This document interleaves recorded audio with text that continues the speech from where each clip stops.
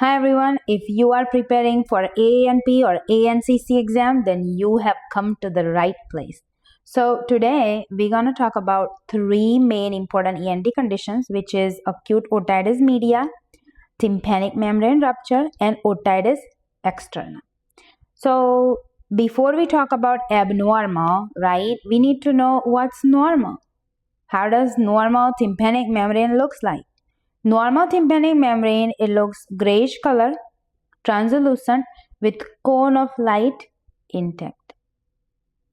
Now let's look at the acute otitis media abnormal tympanic membrane.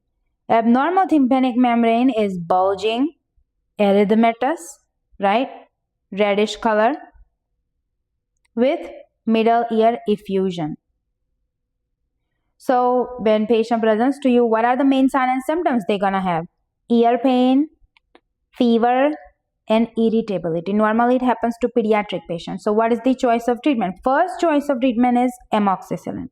However, if patient has already taken amoxicillin within last 30 days or 90 days, then what are we gonna use?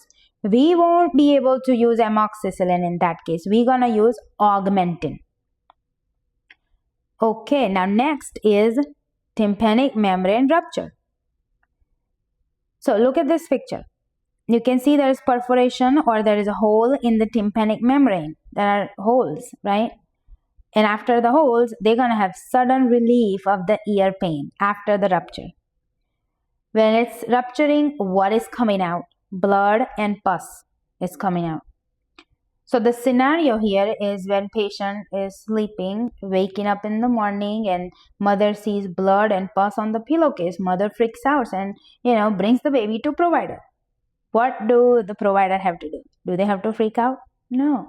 Just reassure mother, tell her that it's going to resolve by itself. It's called tympanic membrane rupture. Eardrum has ruptured and it's going to heal by itself. As you can see in this picture, it's trying to heal. Next one is otitis externa. Otitis externa, as you can see, there is a discharge coming out and it's external ear problem, right? Greenish purulent discharge, person is having itching because the border is very irritated and swollen and inflamed. So when you pull down the spina, it's gonna hurt, okay? This condition is associated with swimmer's ears. So what is the choice of treatment? Before we talk about choice of treatment, main bacteria is Pseudomonas aeruginosa, okay? Choice of treatment in the exam, we're gonna always use cost-effective option. So cost-effective option is, are we going to do like polymyxin B plus trimethoprim? No, okay, because it's expensive. Even though you prescribe that, patient would not be able to take that, okay. So cost-effective option is ofloxacin otic ear drops.